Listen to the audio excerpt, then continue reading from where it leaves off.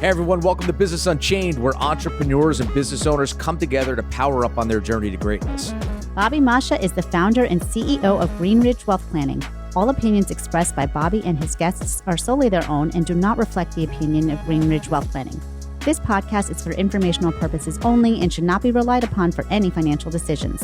Clients of Greenridge Wealth Planning may maintain positions in any securities discussed in this podcast.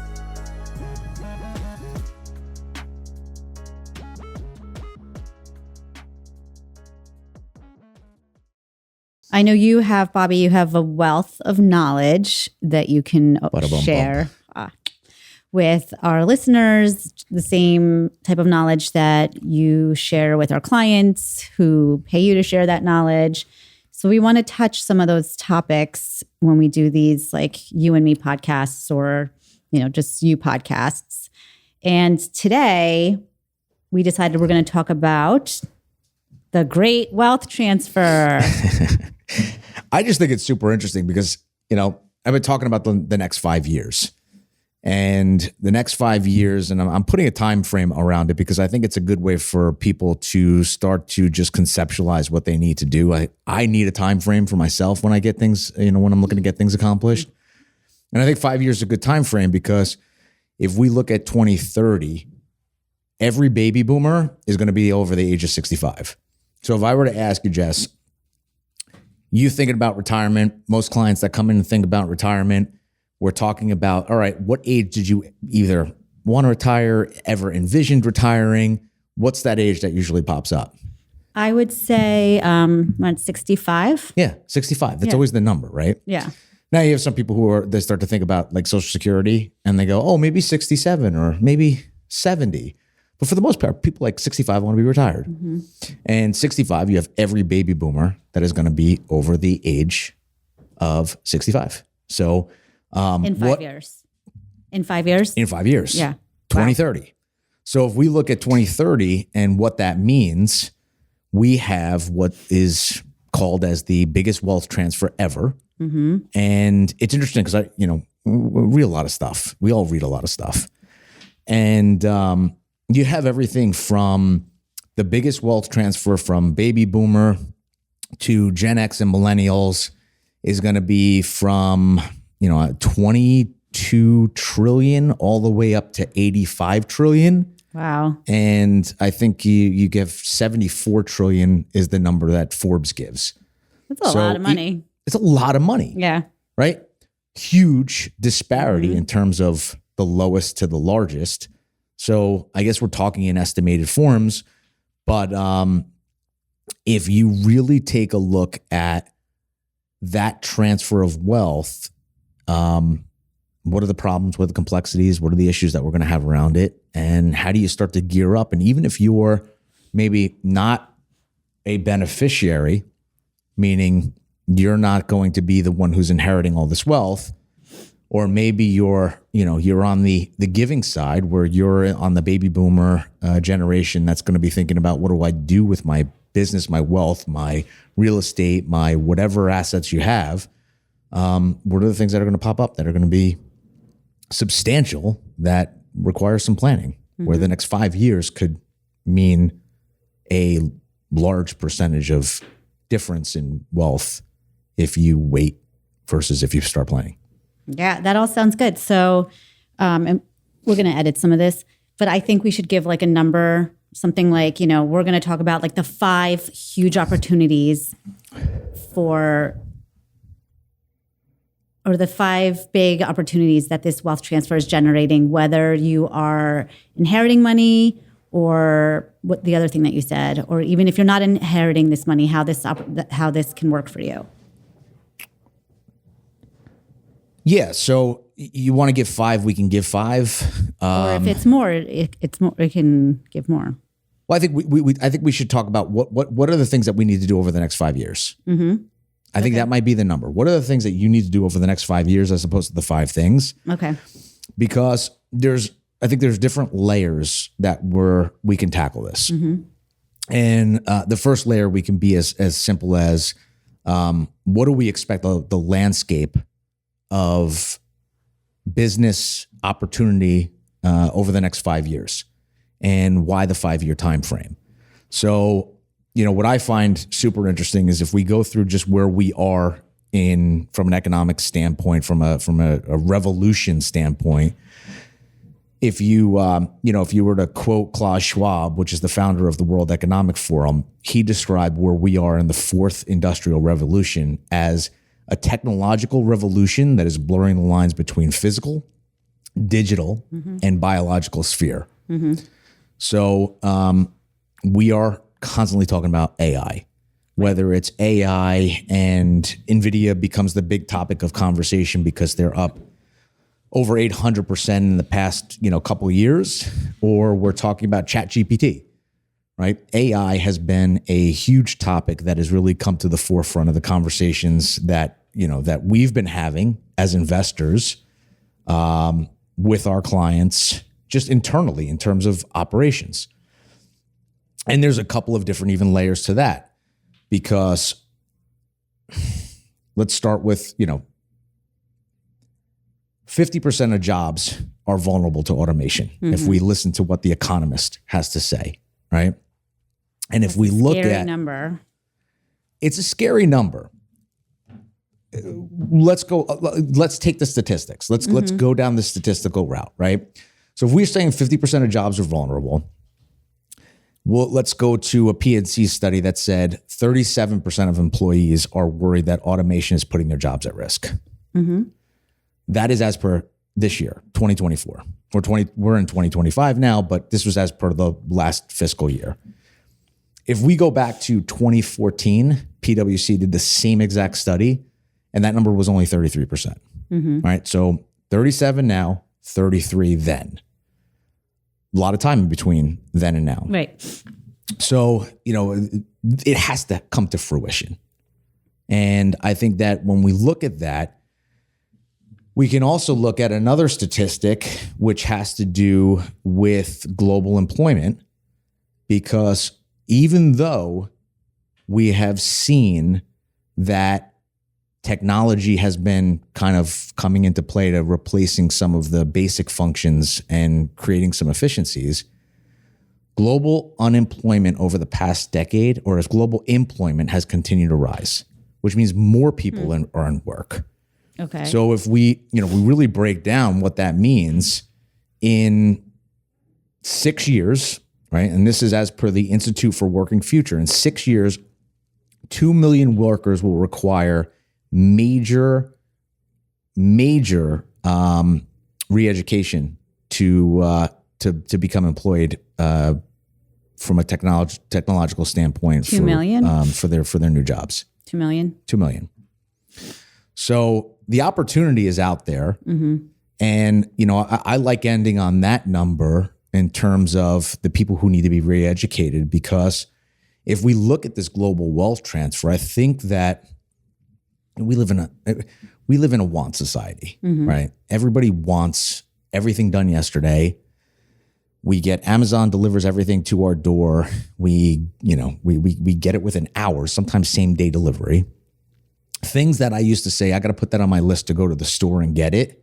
There's no list. I just open up my app. I go on Amazon. Cart. So I think we have become accustomed to just getting everything now. And if we have this wealth transfer, and I want to address this in two different ways. If we have this wealth transfer going from one generation to the next, I think you have two things at play that are opportunities for both the elder generation that's going to be succeeding or selling, and the newer generation that's either going to be acquiring or receiving as a gift. Wait, can we step back for a second? So which are the generations impacted? Because there's several generations alive right now. So there's like the boomers, Gen X, millennials. Is everybody going to be benefiting from the wealth transfer? So yes, I believe that it's going to be expanded through multiple generations, because you have, and it all comes down to how you plan, because when you have generation of baby boomers who are going to be either relinquishing control, selling their business, they're going to have a liquidity event. right? So they're going to benefit by getting excess capital into their estate that they're going to have to manage for their lifetime, and whatever goals they have in life, they'll be beneficiaries of that. If they don't plan, then the generations later will be beneficiaries of that, because you'll have acquisitions at a discount, and or just companies that will fizzle out, which those clientele, customer, consumer demands will just go to somebody else. Okay. From the sense of intergeneration, interfamily, like generational pass downs, you're probably going to see a bigger benefit from the later Gen Xers, more likely to be children of baby boomers, into millennials, and maybe Gen Z for the later boomers that are going to receive the benefits of that. Mm-hmm. So how should each generation manage that wealth transfer differently? So if you're a Gen Xer, are you going to handle it differently than you would if you are a millennial, or I don't know what the generation is after that, or if they're even old enough. So the Gen Z. So here's the interesting thing, right? The interesting thing, and we'll go back to where I ended up, which is the re-education or the fine tuning of new skills for technology, and being in the want world that we're in, is that there does not have to be immediate decisions that are being made in terms of what's next for people. To take the time and really educate themselves on how do they get the next opportunity if they're getting an influx of wealth, having that time to really understand how should they be crafting their future, that is huge. Mm-hmm. But where does that stem from? It stems from the generation that's going to be succeeding it down. Mm-hmm. And the biggest problems that we have when we start to talk about succession planning, whether it's businesses or even just inheritances, is the lack of communication and transparency that parents have with their children. And I don't know what it was like in your household growing up, but we did not talk money. Mm-hmm. And I've been on record as saying we were the poorest rich family that was in the neighborhood, because as far as my sisters and I knew, we had no money. Right. We were broke. Yeah. My dad cried poverty 7 days a week. Mm-hmm. And,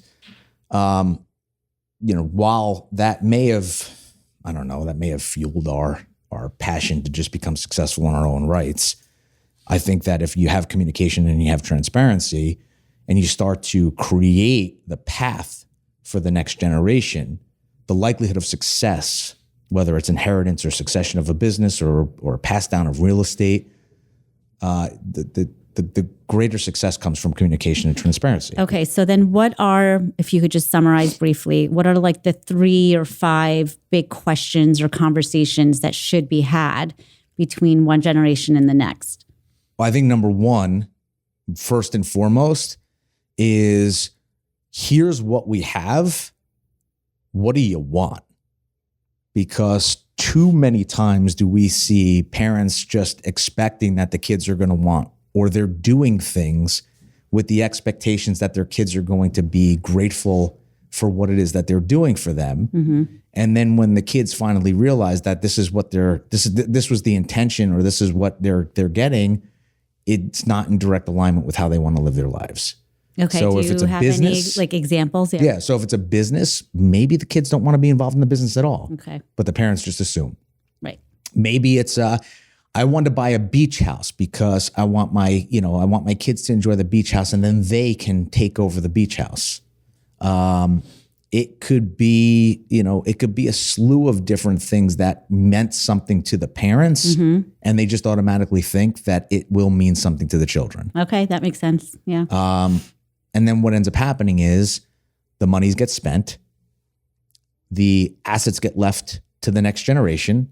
The next generation goes, I don't really want this. Like, what the hell am I going to do with this? Mm-hmm. I'm done. Yeah. I don't want it. And then they either A, let it fizzle, or they B, just go, I'm just going to sell it to whoever wants it. Right. And they sell it at a discount. So I don't know if you've ever seen Yellowstone. I think that it was a very popular show. So for I think a lot of people, we can just use common TV references, right? So if you look at Yellowstone, he had 3 living kids, and I'm not far into the whole series, but as per where I'm at, the one son died, and he's got 3 kids. The one daughter that he leans on, all she keeps talking about is when he's gone, I have no problem selling this, which is hundreds of acres in Montana. And meanwhile, him and the son are getting into these battles, and they're fighting tooth and nail to keep the place. So there's no real alignment in terms of what the family goals are. It's really just based upon what dad wants. What does dad want? Yeah. If you go into even Succession, the show Succession that was on HBO or Showtime, there was no communication from the father to the kids. And he would play this game of carrot and stick. Oh, I want you to take over. And it was like, you're not going to take over. I want her to take over. No, you're not going to take. I want him to take over. No, you're not. And what did that create? That created a whole bunch of animosity between the 3 kids. There was no clear communication. And at the end of the day, when the father died, they lost the entire company. So, I think communication and transparency is the biggest thing in terms of understanding, like, what is it that you want and what is it that your children want? Okay. So what do you want is one of the important conversations to be had. What are other ones? I think the next thing is, how do we start to think about what it is that the parents need, so we can start to match intentions with the transfer. Okay. Right. So if it's whether it's business or like I said, whether it's business or it's assets, it becomes that conversation of like, all right, maybe it's 2030. I'm turning 65 as a baby boomer, and I'm thinking about getting into retirement. What is it that I need for the rest of my life? And we go through a financial planning process with our clients for that, because you need to understand, well, what are the resources that I need? And for some people, the thought of giving up what they have to give to their kids too early on, and we share this belief, is you don't want to give away too early because you don't know what you're going to need. Right. And then you're going to have to become reliant on someone else. So how do you get yourself to where you're, you can bulletproof your retirement and do whatever you want? Sometimes what you want is not what the kids want, from a sense of, we have so many clients who come in, they say, I want to leave whatever I can leave to my kids. Now we've got the gamut, right? It goes, I want to bounce my last check and spend everything, all the way to, I don't want to spend anything and I want to give it to my kids. I think what we see more of are people who want to leave money to their kids. And right now you have let's look at the Gen Xers, which are us, the millennials, a lot of financial independence, a lot of wealth that's being transferred. I think a lot of kids share the sentiment of like, yeah, it'd be great if you left me money. But the reality of it is if we have a good relationship and I love you, mom and dad, spend your money. Right. Like, enjoy your life. Yeah. So where's the disconnect there too? Because, there's a lot of, I would say, quality that gets lost, right? It becomes all about the money and less about the quality. We'll go to, you can go to something similar to Rich Dad, Poor Dad, right? You go to my grandfather versus my father. My grandfather was not a very wealthy man. He was a fire chief in Jersey City. He had a painting business on the side. And as he started to get older, he wanted to give what he had, which was not very much, to his kids. And, he'd write my mom and my aunts and my uncles checks here and there, because he said, listen, what good is it going to be when I'm dead if you need it now? Yeah, right. I would rather see you use it and feel the pride that I was able to help you when you needed the help, so that this way I'm helping you get further faster than making you wait until I'm dead to just inherit what I have, what I have left in my account. Yeah, some parents find joy in that, and some don't, right? And some there's no transparency at all. So opening up the conversation of the quality, what is the legacy that you're going to leave being more than just the money? Because I think when people go, oh, legacy planning, how much money am I leaving behind? What's the impact? What's the imprint that you're leaving behind? And there are a lot of cool things that we have done with families to create that legacy to be more than just money.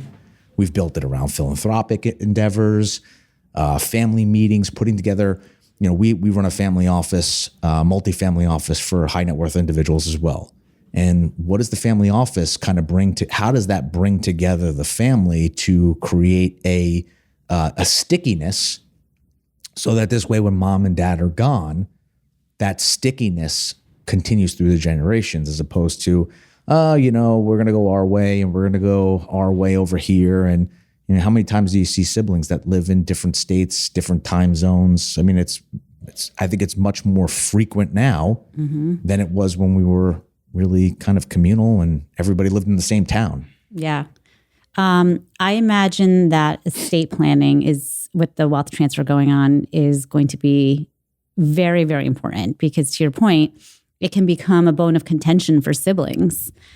If things aren't laid out properly, it can cause like infighting and, damaged relationships. Is that something that you've seen when you've been working with families?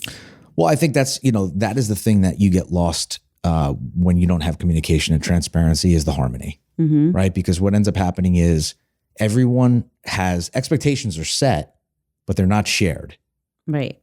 Everyone has their own expectations of how they believe things are going to go down in anything, any situation, right? The husband, wife, brothers and sister, the neighbors, business partners, whatever, you have a certain expectation, right? I expect that my neighbor is going to cut down their tree so that this way it doesn't fall on my yard because it looks like it's dying and he's just going to take care of it or she's just going to take care of it. And meanwhile, they're like, my expectations is the thing falls down, I'll deal with it then. Right. Right? If you're not sharing, one side's going to get pissed, or if the other side comes over and starts becoming contentious about the tree, they're going to get pissed, where a conversation could have be had. Same thing with, marriage, brother, sister. Yeah. So speaking of marriage, sorry not to interrupt you, but we've heard this story so many times where one of the spouses passes away. And I know we've had clients go through this, and then the mom or the dad remarries and the inheritance all goes to the new spouse and not to the children of the original couple.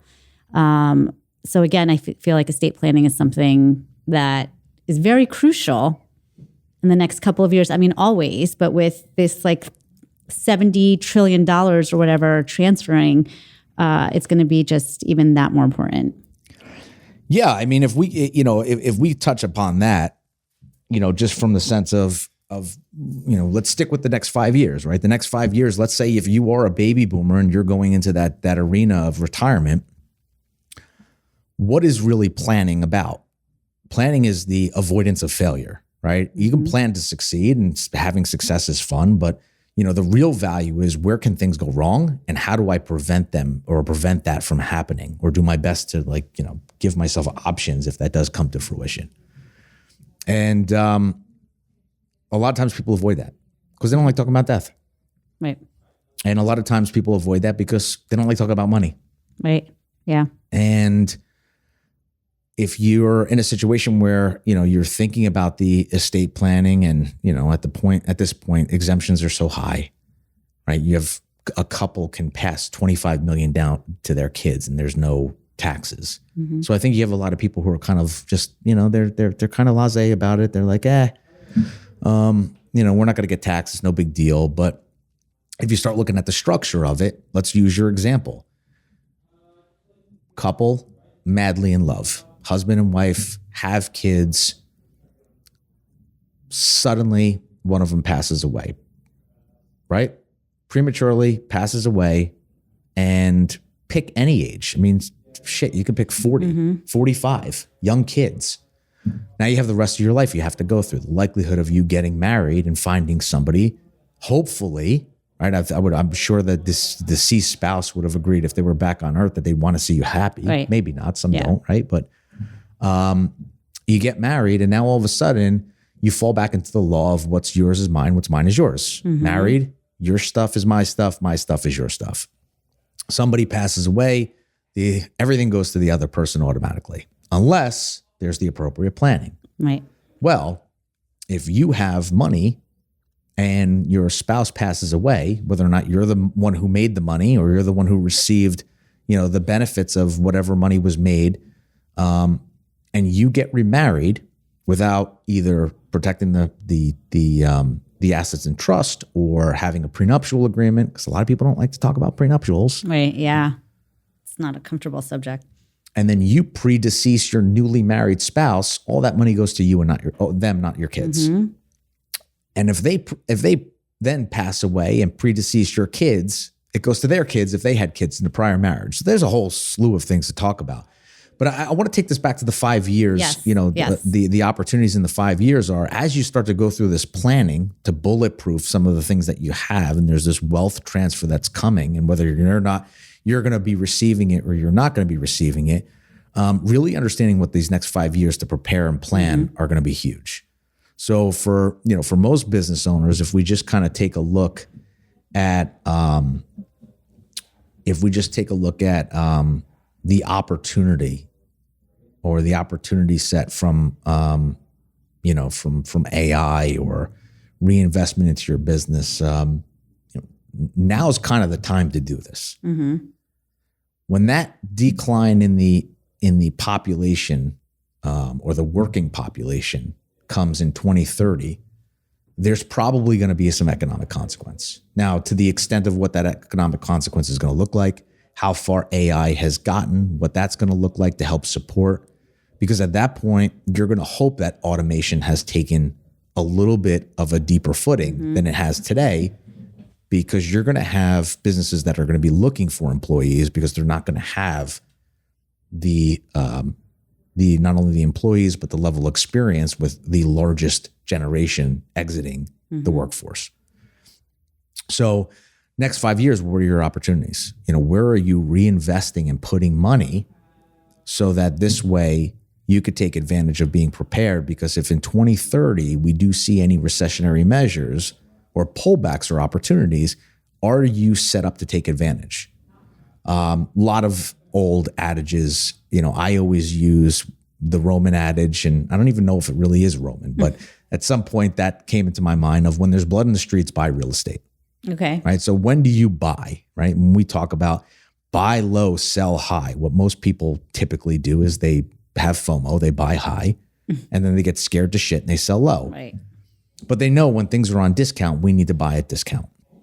But when the instances of economic downturn comes, what you should do logically and people's natural instincts to kind of run and hide kick in a little bit stronger.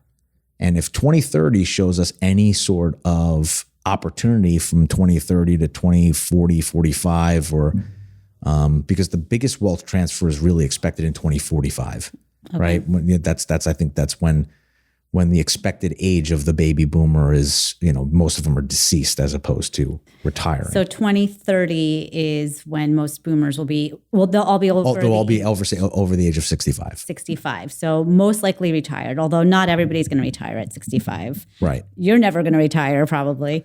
But they will most likely, the transfer will come around 2045. Right. But if you look at any opportunity from that lack of engagement in the workforce, you also have, if most of the money's with the baby boomers and they are over the age of 65, where's their discretionary spending? Right. A lot toward healthcare, probably not so much toward technology and being on the innovation curve. If that wealth hasn't quite transferred yet, what's the money that's going to be kind of sitting on the sidelines, so to speak? And when things start to become an economic downturn and people are either forced or there's opportunities to acquire or people are forced to sell, are you able to take the initiative to say, hey, I'm going to buy that. I'm going to take advantage of that. So when there's blood on the street, buy real estate. When things are bad and assets that are highly desirable come at a discount, are you ready to execute to then set yourself up for the next 10 years? So, I think that is going to be a super interesting opportunity that's going to come, at some point, right? We haven't had a recession with exception of COVID, since the financial crisis. That's 15 years or so, since 17 years. I'm not saying that we're due for one, but you can't live in like this economic utopia forever. And, with AI coming into the fold and the loss of employees, and there being a little bit of, like I said, 2014, the PwC study, 33% of people were worried that their jobs were at risk. And this year it's 37. So there's still a lot that needs to happen. I mean, I'll even look at my Dunkin' Donuts, right? The franchises that I own. And I've spoken to a bunch of different franchisees because I've been super curious as to what other brands are having conversations around.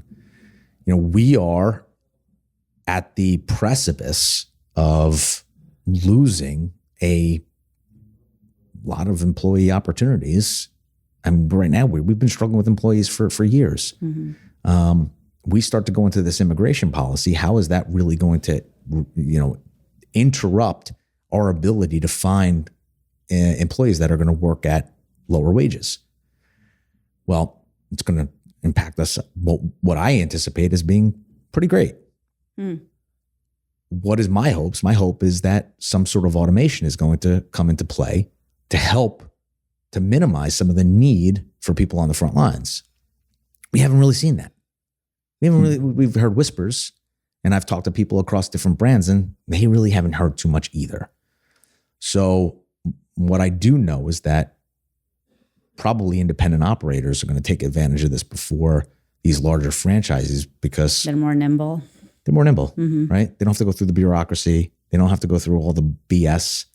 But I look at it and I look at how much money we're spending in remodels, and how much we're going to have to retrofit once these things do come into play, and we're ready for that now.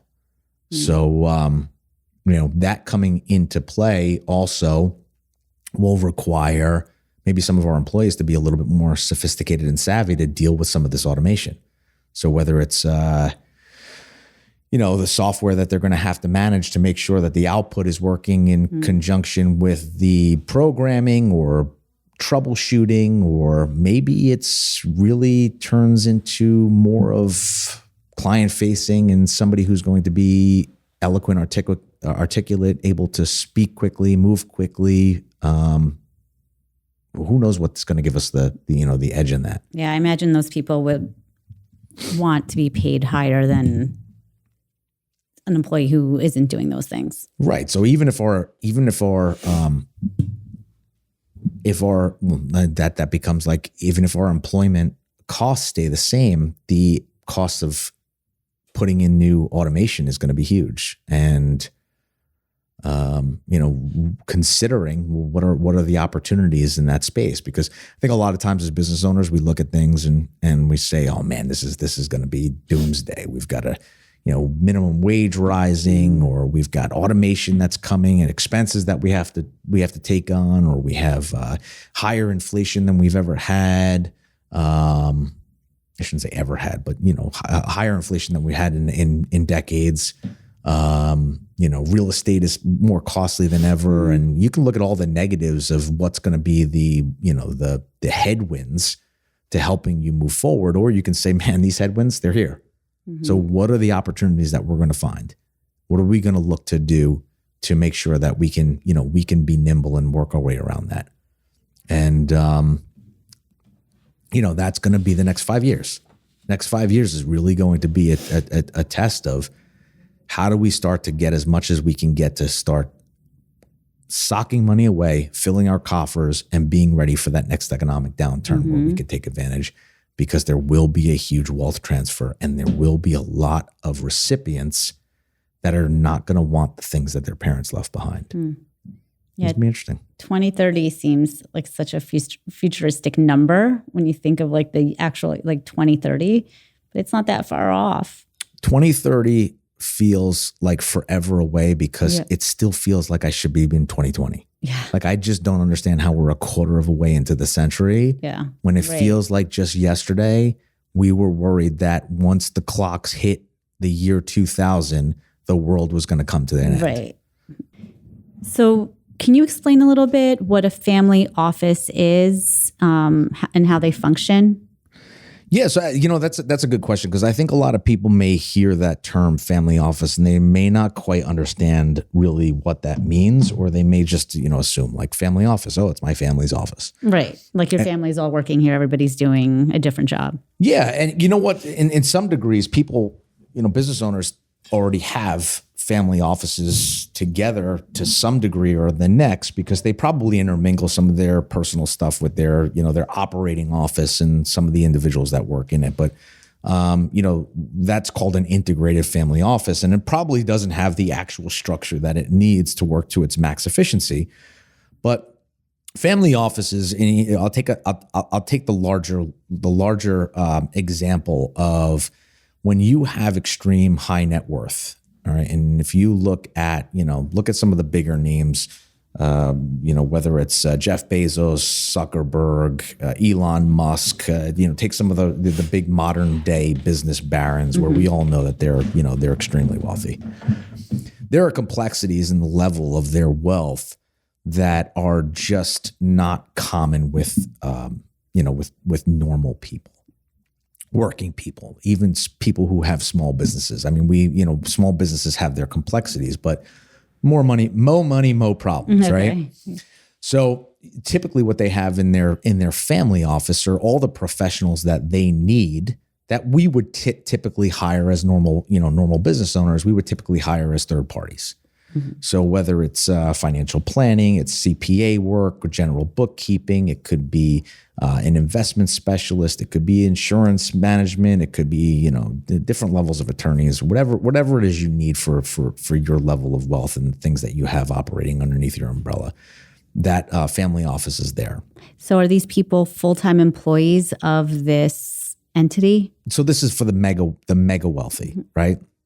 For most people who would fall into, I would say, the one percenters that have a lot of money, have the complexity, but not quite enough money to put this together. We have what's called a multifamily office setup. And the multifamily office setup is essentially we have these higher net worth clients, let's say total net worth of anywhere between 20 million and 150 million, who say, listen, I don't really have the setup for building it myself. I don't have the expertise. I don't have the actual people to employ, but I need a firm or I need somebody who can help to quarterback all the issues, make sure they stay ahead of those issues and help me to manage it. Now, one of the really interesting parts of family office is the, really setting up the dynamics of the family through, their belief system. Mm-hmm. So what we typically call that in the family office world, is the governance, right? So do we have a set of rules, beliefs, do we have a vision and a goal for what we're doing here as a family with this wealth as we think about it moving forward? And, the reason the disparity is so huge between 25 to maybe like 125, 150 million is because most people's who are business owners, most of their money is tied up in their business. Mm-hmm. So while they don't have, they don't have it in a piggy bank, it's in the value of their business. So that family office is really to help manage the integration of all of the businesses and the goals of the family and tying it into one unified package so that this way it's all together. Makes sense. So when we start to think about working with clients and working with whether it's the transference of assets or what's really fun as well is growing it, What are the things that we can do to help you to get further faster? And further faster, like I said, it could be, how do we get you geared up to increase the value of your business so that this way, when you go to market, you have a better indication of who's going to be your acquirer, how you're going to sell it, and how you're going to maximize the dollars that are coming into your pocket. Because tax is also a huge component of notching away some of the wealth that you accumulate when you sell. And, on the flip side, it's, when you start to think about your children and I would say the involvement that they have, where and how are they going to be involved? And what are the resources that are going to be there to groom them to getting to the place that they may need to be, depending on where they are, age or life. So, having that plan, having that communication, that transparency, when you get into the next 5 years and every baby boomer's over the age of 65, if you're a baby boomer and you're not having those conversations early, what are you going to do? You're going to walk in at the last minute and throw the keys on the table and expect everything to go just the way that they went when you were running it? Right. Or do you start to make the planning efforts now so that this way you are a little bit more confident that they're going to be taking it over in a way that is going to conform with the family values, part of the governance? When you say taking over, do you mean the family office or do you mean the family business? Wealth. The family wealth. Okay. It could be a position in the business. It could be a position in the family office. It could be just what the hell role you play, period. Maybe you play no role. Maybe you have to hire external people and you're just on the board and that's your role. But without having those conversations, just assuming kid may not want it. Kid may want a different role. Kid may not be ready for that other role. And you as a child who might be assuming it, and I say child, it's really, the child of the person who, who's going to be leaving it down to your parent, really having a clear path and an understanding of, well, what is it that I'm getting? And where is it that I want to take this business? And how do I make sure that I'm working under the governance of what we've established as a family office? Because the governance should not be just necessarily created by the parents, while the parents should have a very strong voice in it. And incorporating the children is huge, because if you want this thing to continue to go, you got to have everybody on the same page. You have to have buy-in. Communication is key. Yeah, and buy-in is key. Yeah, and buy-in. So, that family office structure helps, whether it's an active business or it's a sold business, or, it's just really high net worth and there's a lot of complexities. Maybe the complexities are in the amount of kids that there are or grandkids there are. So figuring out equality or doesn't always have to be tied with owning a business. There are people who have family offices who are not business owners. Then maybe they're inheriting wealth in this wealth transfer. Yeah, I'd have to be honest with you. Most of the time, if you're not a business owner and you're part of a family office, you probably stepped into a large amount of wealth and you don't have the experience. So you need the team, but you're smart enough to know that you need to put this into place or be part of some organization that can help you to put it together.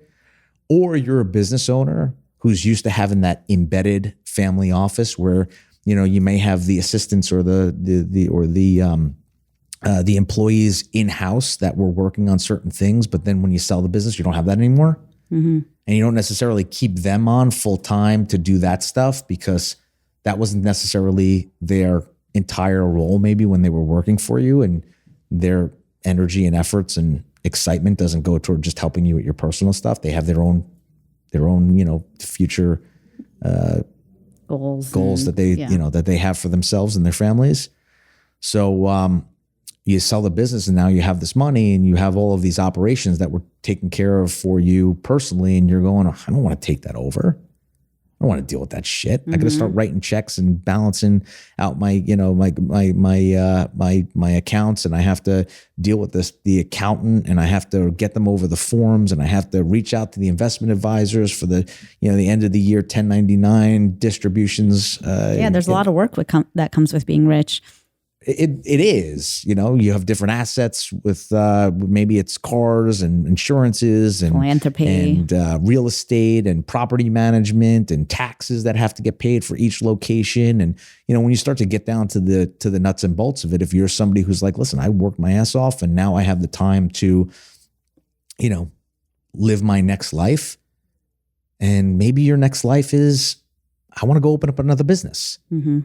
If you want to go open up another business and you're going to spend your hours being tied down to your personal administration of your family wealth, how far are you? How much time do you have to spend on this new endeavor?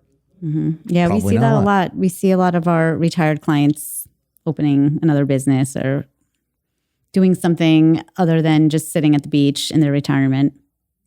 Most of the time, I would say, business owner goes, I'm ready to sell.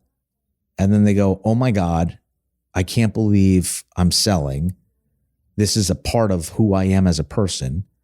Who am I going to be when this is gone? What am I going to do when this is gone? There's a little bit of self-doubt, self-sabotage, anxiety. And then they finally get through the process and they realize, you know what? It ain't that bad. Mm-hmm. But now I got to figure out what to do. Or maybe what I was going to do isn't necessarily what I want to do now. Most people say, I'm going to take some time to figure it out. Mm-hmm. Yeah. And that time to figure it out, you don't want to take time to figure out what it is that you're missing in terms of payments that need to be made or properties or real estate or, assets that need to be, maintained. You're thinking about like, what kind of fun stuff can I do? Yeah. Go meet the buddy down at the coffee shop, or, can I take a trip to, a weekend safari. trip to wherever? Yeah. Right. So, that time is really up to where you want to spend it, but most people don't want to spend it with that level of wealth going through their own personal administration. Mm-hmm. So that makes sense. So, if I just kind of look at the next 5 years, which is super exciting, I would say for those who are active in their business, this is the time when you can start to look at how do you incorporate some of this AI, some automation, some technology that's going to create some efficiencies, because, while a lot of people don't like to be innovators and at the front of the curve, they want to see proof of concept, right? Mm-hmm.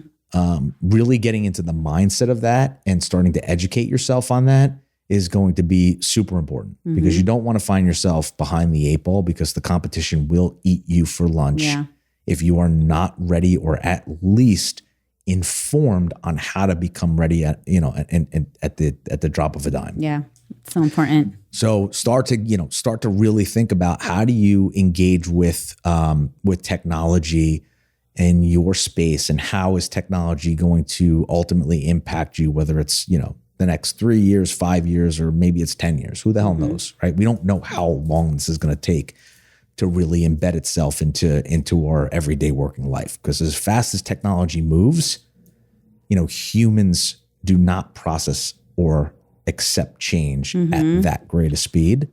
That's so true. But when there's need, when you have to do it, you will do it. And with the huge loss of the population of baby boomers coming out or coming into the age of 65 by 2030, that could be one of the kick you in the ass times where you have to pick the momentum up and move a little faster. So, start to look at technology, start to look at how do you really gain in the next 5 years to add to your coffers. So for business owners, I think a lot of people think of investment management and they go, oh, yeah, I don't know if I quite want to just invest everything in the market. I have all this money. Well, it's not only about investing in the market, it's about investing for liquidity as well, to make sure that you have access to capital that just isn't sitting on the sidelines, but is also engaged, which, we anticipate the next 5 years to be a years of opportunity in the market and in business and private businesses, in the stock market, in the public markets, and in the private markets. So, losing out to that to just have cash in money markets, you're going to find yourself kind of in a spot where you're saying, wow, I missed the boat, FOMO. So, having a smart plan that also provides liquidity for you, because when those opportunities do arise, as those people start to phase and transfer out of their businesses, whether it's, they're selling and you're looking to acquire, or maybe competition is just fizzling out because they close their doors and they have nobody else to run it. How do you acquire those new clients or customers, consumers? That approach is always, it's usually money has to go behind that. So how do you have the money that's available? Yeah, that's a big opportunity. And especially once we get into, those moments of economic pullbacks, when there's blood on the street, buy real estate. Do you have the capital available? So reinvesting into your business, finding that opportunity, being in touch with technology, and filling up your coffers for that economic downturn, I think is going to be magnified over these next 5 years more so than they have in the prior 15 or 20. So you're saying that even if I'm planning on selling in 5 years, I should still consider reinvesting in the business? If you're considering selling in 5 years, I would say you really want to understand what are the things that move the value of your business. And while you may have an idea rule of thumb, you really want to make sure that it's more than just a rule of thumb, that you're talking to somebody who's been through it before. Like we've been through this in multiple times with clients. So, we understand what it takes to move the value of a business. Having the right team around you to getting that value maximized, reinvesting in the areas that are going to pay you in multiples on your way out. Because there's too many times people spend more time on the things that don't matter and not enough time on the things that do matter. And they're shocked when they come to the negotiation table with a number that they're receiving that's much lower than the number that they're anticipating. So, if you're looking to sell in the next 5 years, get your planning in gear and start to have those conversations. Because even if it's not till 10 years, you're still going to be ready. Right. Yeah. Right. So if you say, I want to plan, sell in the next 5 years. 5 years goes and you're like, we're going to re-up those 5 years. We're going to go 5 years. Well, you have a more profitable business, you have a more valuable business. You probably have better, easier operations. You're probably going to have a better eye on what your competition is doing and what's happening in your industry. And when you're moving on to that next 5 years, that number will probably be significantly different than if you wait 5 years to plan for the 10-year exit. So one of the things that, was interesting, and you guys can go back to season 2, episode 10. No, season 1, episode. One of the things that's interesting is you can go to season 1, episode 10, Adam Blecker, and he talks a little bit about life after selling. And the exercises that he's kind of gone through and what his life looks like now is something that you should also start to do if you are thinking about selling in the next 5 years. Because as I said, 5 minutes ago, 10 minutes ago, whenever it was, about the mindset that sellers go through, where it's like, I'm excited to sell, and then, oh my God, what am I going to do when I sell? And then there becomes self-doubt and maybe some self-sabotage, and maybe your business isn't valued in the way that you were hoping for it to be valued, and then you have some regret or some remorse. If you start to think about what life is after the sale, right? So prepare for the sale, increase the value of your business, but start to think about what life can be like after the sale, because disconnecting your identity with your business is a difficult thing to do for people who have been doing what they've been doing for the amount of decades that they've been doing it. Yeah, I can imagine. It's so much a part of who they are. It's who they identify themselves as. They don't think of themselves as, let's use me. They don't think of themselves as Bobby Mascia, husband of a beautiful and fantastic wife with amazing kids, and an avid skier and yada yada yada yada yada. They go, oh, Bobby Mascia, he's the entrepreneur. He's the guy who owns the wealth management firm, and he does the podcast, and he's got the Dunkin' Donuts, and he's got the all these things going on. That's how most people identify also as themselves. Like, who are you? all of a sudden you go, oh, I own I do. Right. People don't start with. Especially when you're in your position, and you have like these businesses, it's just such a big part of who you are. Well, I think it's in it's in the business owner's DNA that when you are dedicated to growing your business. And when you've built something. Well, just think about me, right? I was so dedicated to building this thing. I gave up weekends, weeks, vacations, going to weddings, family, friends, engagements. I gave up my entire life, put it on pause to build this thing. And then it got to a point where I started having employees started to come under the fold.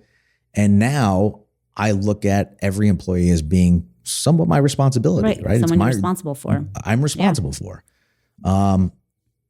That continues the bigger you get. And you may step away, but there's still this anchor that you have in this business as your identity. And if you're ready and prepared to start to extract your identity from what it is that you have built to being more than just what you've accomplished in your profession, you're going to have an easier time selling it. You'll probably make more money because your business will be more sellable, right? We talk about Business Unchained, unchaining yourself from your business. Why? Quality of life. It also pulls you out of the main everyday, allows you to look at the bigger vision of what your business can do. It allows you to be a little bit more strategic, to put more people in place that are doing higher level stuff, multiplies the value of your business. And now you have this great business that operates without you. And guess what? It's also worth more money than if you were a key component to it, because if you're the key component to it, then you have to get sold with the business. Yeah. And I think that's hard for some people to come to grips with, because I think for some people there's a lot of ego involved in their business, and they don't want to think that like, oh, it can't run without me. I built it, I grew it, I'm an integral part. But the reality is, to your point, if you disconnect yourself, that business is more sellable down the line. More sellable. And I guarantee you'll get more out of your business, a better feeling out of your business than if you strictly hang your hat on your ego. And listen, it happens to the best of us. I was so ego focused. I still have ego. But, when it's only you, when it's, I do this, I'm doing this, I got to do this, and you're figuring everything out. It is a lot of because heavy is the head that wears the crown. You're making the decisions. You have to run through the processes, and you don't have that team around you when you first start. And then once the team starts to come around you, you start to say like, well, this was my brainchild. This was still my baby, and people are still helping me, but I'm still the one who needs to be in charge. And then you start to limit the amount of things that people do without you, which stymies their career. They're more likely to not want to stick around because they feel like they don't really have that big of an impact. They're looking for maybe a bigger impact or a bigger check. Not everybody, but typically. And then you find yourself a slave to your own business.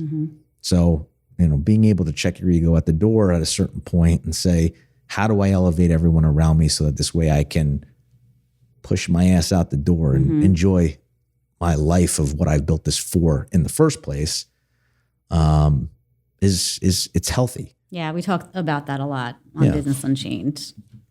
Listen, I love what I do. Am I ever going to fucking leave this place? Probably not. That's what I said. You're never going to retire. But it sure as hell feels nice when I can say, you know what? My family's in town and I'm just going to take a couple of days. And I know that we are not going to miss a beat.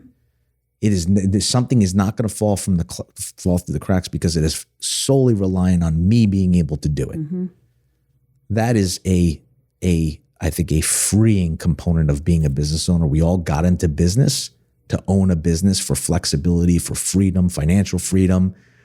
And if you're not creating that flexibility and that freedom, it's an expensive job. Yeah. So, but I think there's a lot of opportunity for business owners in the next 5 years. I think there's a lot of opportunity for families in the next 5 years. Start doing the planning, start to get themselves set up, fill up your coffers, get totally dialed in on technology, whether it's something you're going to implement. I mean, look at us, right? As easy as like Chat GPT. You could even take masterclass, half hour little mini micro learning opportunities to see how to use the damn thing. But it can save, even if it just saves like a couple of hours a week, I would say a realignment to new tasks or higher value tasks by getting things done using, automation. We've barely scratched the surface, or using AI. We've barely scratched the surface. But if you're not starting to at least investigate what it is, how it works, what kind of impact you can use within your business to help you, how you can gear yourself up, and you're kind of like throwing your fingers up in the air like the cross because you have the vampire coming your way. If you're treating it that way, you're going to get, your competition is going to eat you for lunch. And have those important conversations with your family. Yeah.